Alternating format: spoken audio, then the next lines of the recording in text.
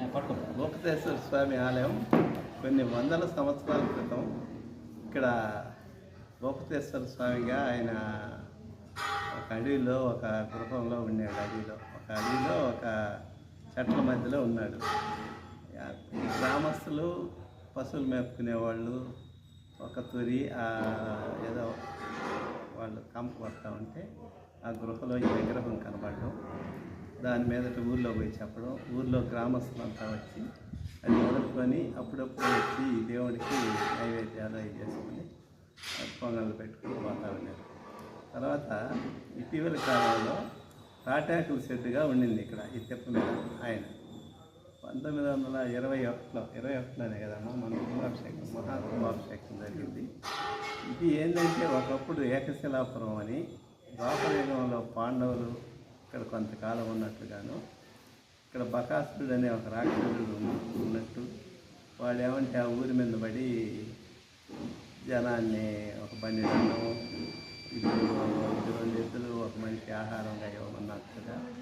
తర్వాత ఏమంటే ఒక బ్రాహ్మణ కుటుంబానికి ఆ రోజు వంతు వచ్చిందని, తర్వాత కుంతీదేవి పోయి వాళ్ళ ఇంటికి పోతే వాళ్ళు ఈ సంగతి చెప్పినట్టు, అప్పుడు నా కుమారులు నాకు 5 మంది ఉన్నారు, అందులో 2వ కుమారుడైన భీమసేనుడు చాలా పరాక్రమంతుడు, నేను అతన్ని పంపించి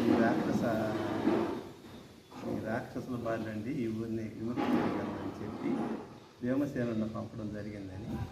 అప్పుడు భీమసేనుడు పెట్టిన ఆహారాన్ని తినేసి కొండపైకి వస్తే ఈ బకాసురుడికి ఆయన యుద్ధం జరిగినట్టు, ఆ యుద్ధంలో బకాసురుడు చచ్చిపోయినట్టుగా ఈ బ్రాహ్మణుకు ఈ ఏకసిరి నగరానికి రాక్షస విముక్తి కలిగిందని ప్రచారం అనేది.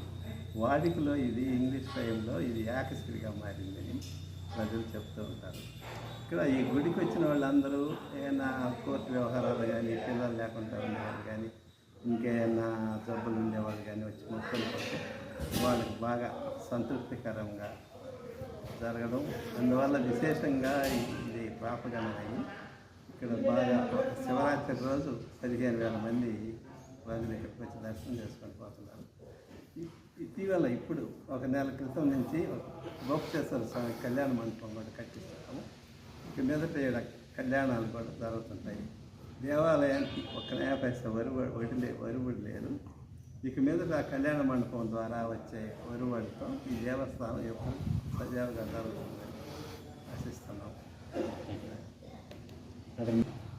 నా పేరు మునిప్రసాద్. నేను నాయుడుపేట శ్రీ రాజమాత మార్గదర్శిని. నేను గత 8 సంవత్సరాలుగా ఇక్కడ